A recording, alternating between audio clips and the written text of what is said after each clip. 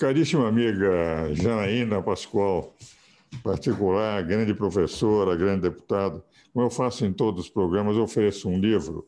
Isso é um livro escrito pós-pandemia, a Era Ai, dos que Desafios. lindo. Foi escrito em janeiro do ano passado, mas tem um capítulo especial que é publicado só depois da pandemia, do confinamento, então um capítulo específico sobre a pandemia, que vou lhe mandar entregar amanhã.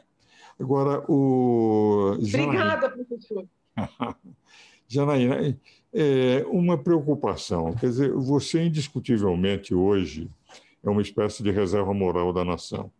Todos têm em você um modelo Obrigada, professor. diferenciado de parlamentar, um parlamentar que fala sobre as convicções e, pelos valores que você defende, você não transige. Lembra um santo que eu conheci pessoalmente, São José Maria, e com quem tive até troca de cartas, em que ele dizia o seguinte num dos seus livros: um homem que transige em questões de fé e de honra é um homem sem fé e sem honra. Na prática, você é daquelas que não Ai, transige que lindo. em seus Eu- valores. E o senhor isso, sabe, o povo inteiro percebe isso, senão você não teria os 2 milhões. Você ia dizer alguma coisa, eu interrompi.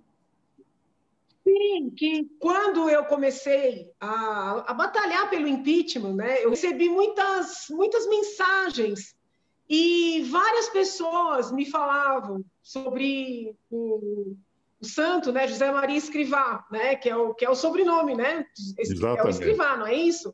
E exatamente. me mandavam escritos dele, me mandavam fazendo. E para mim, quando o senhor falou, foi até emocionante, porque é, essa corrente do bem, sabe, que me envolveu naquele momento tão difícil, ela foi fundamental para eu não desistir. Né? Então, muito significativo o senhor falar isso para mim hoje. Eu agradeço muito, Não, mas agradeço mesmo. eu estou convencido disso, Janaína.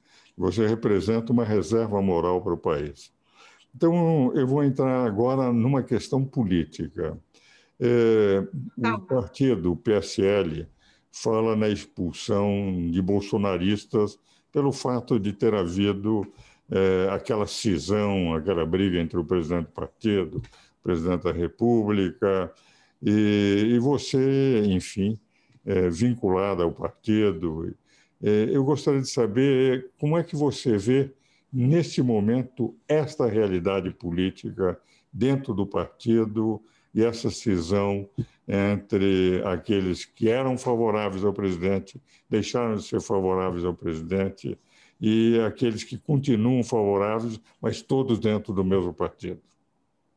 Professor, eu acredito na necessidade de formar uma direita um pouco mais consistente no nosso país. Né? Nós ainda não temos, na seara política, um grupo que nós possamos falar, é um grupo que representa a direita, com seus valores, com suas pautas, de maneira consistente, respeitosa.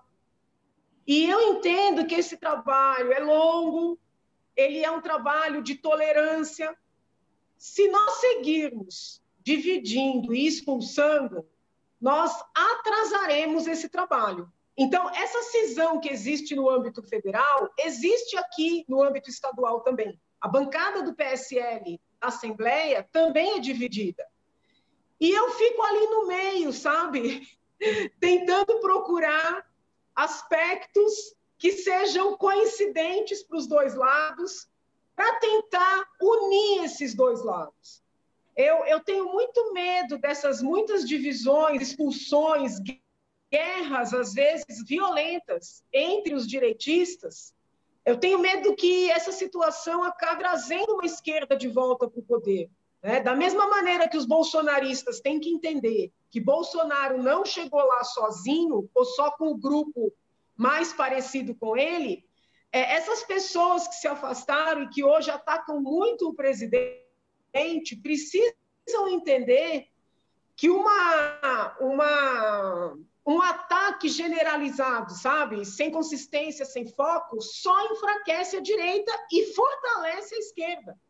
Veja o senhor quantas vezes falam numa frente ampla né, contra o presidente da República, envolvendo PT, PSOL, né?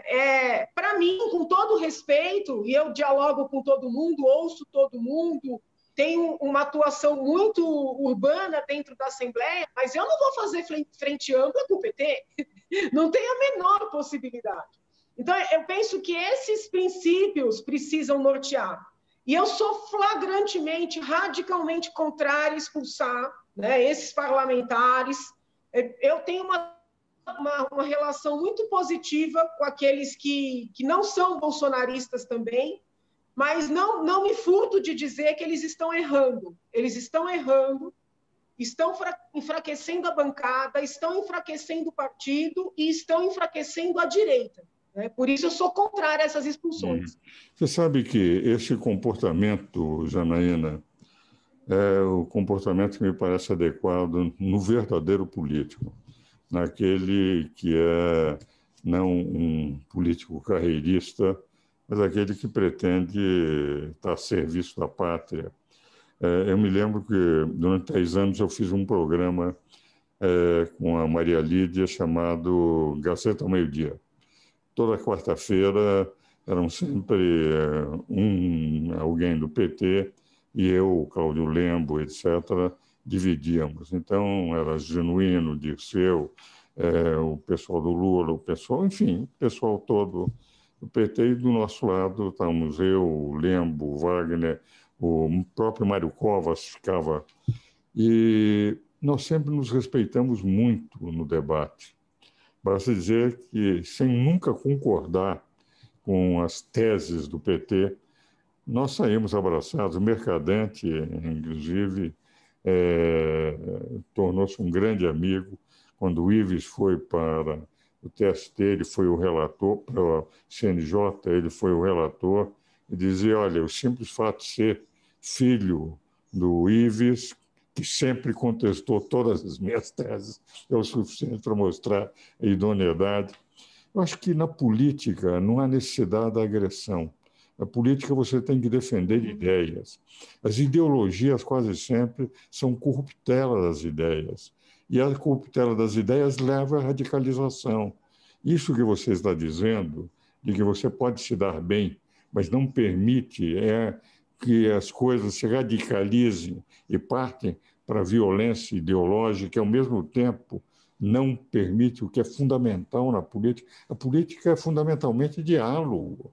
Você tem que dialogar, com todas as correntes. Aquilo que o Rawls apresentava na Democracia e Liberdade, dizendo o seguinte, as teorias abrangentes, elas são próprias dos radicais, não admitem teorias contrárias. As não abrangentes são próprias da democracia, porque você sabe perfeitamente que você tem que dialogar com aqueles que têm teorias.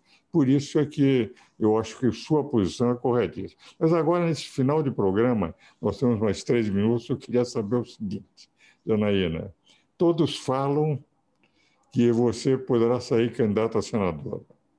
E há uma corrente muito grande de amigos, etc., que são favoráveis à sua candidatura ao Senado em 2022. Isso tem algum fundamento? E é isso que eu queria ouvir da minha caríssima amiga. Professor, primeiro agradeço as palavras, a oportunidade, o carinho, os ensinamentos. Eu tenho uma dificuldade grande com a ideia de ficar alguns dias fora, né, de São Paulo, porque da mesma maneira que eu sou controladora no trabalho, gosto de cuidar de tudo, eu também sou na minha vida familiar. Mas essa experiência, né, valiosíssima na Assembleia está me mostrando que eu posso ser muito mais útil, né? Eu posso ser muito mais útil para o país. E eu sou muito apaixonada pelo meu país. E eu penso que o meu perfil seria um perfil, né, com maior utilidade no Senado.